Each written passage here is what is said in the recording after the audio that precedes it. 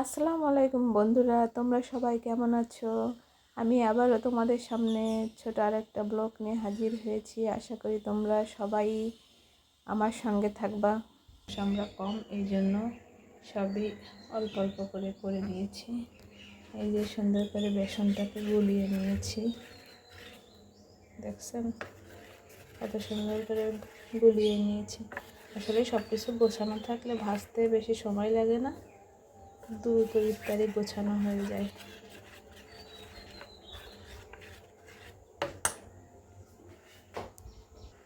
এই জন্য আমি সব কিছু সকাল সকালে গুছিয়ে নিয়েছি। আজকে তৈরি করবো ডিমের চপ, আলুর চপ, বেগুনের চপ, আর এটা করব পেঁয়াজু। আর একটা জিনিস বন্ধুরা, এই সালাদটা আমার না হলে ভালো লাগে না। এটা টমেটোর সালাদ, কারণ ইফতারির পর এটা আমি শুধু খাই। কে কেমন খাই জানি না, আমি এটা শুধু খাই। আমার কাছে শুধু খেতে খুব ভালো লাগে। এদিকে কারেন্টের চুলায় আমি বুট বসিয়ে দিয়েছি। জানো বন্ধুরা, বুট রান্না করলে যদি কালারটা সুন্দর না আসে তাহলে বুট খেতে মজা লাগে না।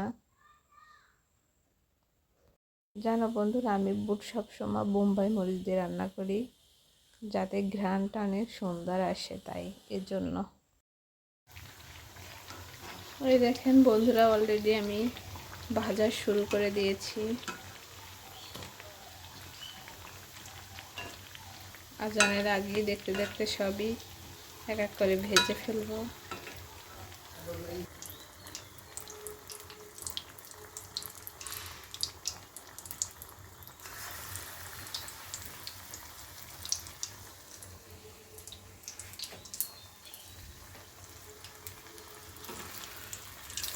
এটা ভাজতেছি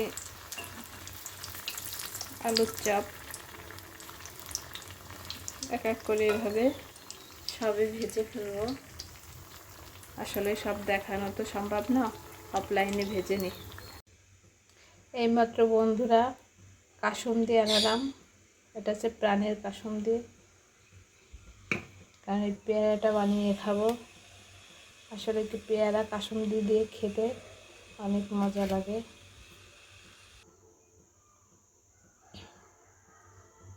পেয়ারাগুলি সুন্দর করে কেটে নিয়েছি। আসলে এক হাত দিয়ে খোলা যাবে না, আমি খুলে নিই। কাসুন্দি দিয়ে ভালো করে এটা মাখিয়ে নিই। এ দেখো বন্ধুরা, আমার পেয়ারা মাখানো শেষ। এই আমার সবগুলো চপ ভেজে নিয়েছি বন্ধুরা, দেখেন। এই যে এদিকে আমার বুটও রেখেছি, খেজুর ধুয়ে রেখেছি। এখন এখানে জিলাপি আছে, জিলাপিগুলো গরম গরম জিলাপি বের করে নেব। আপনারাও কি আমার মতো গরম গরম জিলাপি খেতে পছন্দ করেন?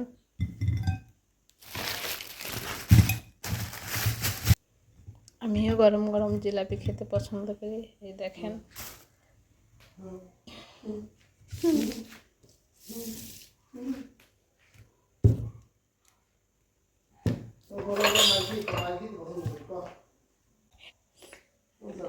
এটা ইসবগুলের ভুসি দিয়ে আখের গুড় দিয়ে শরবত তৈরি করলাম। এখন এক এক করে সবই পরিবেশন করব প্লেটে।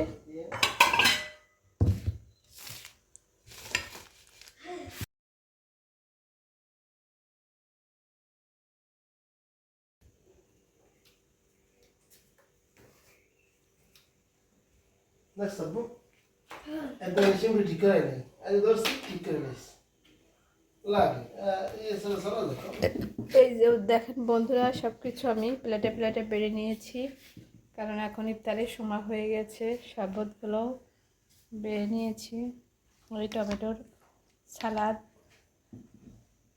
এই আর কি। আচ্ছা, আপনারা ভালো থাকবেন, সুস্থ থাকবেন, আল্লাহ হাফেজ। এখন ইফতারের সময় হয়ে গেছে বন্ধুরা।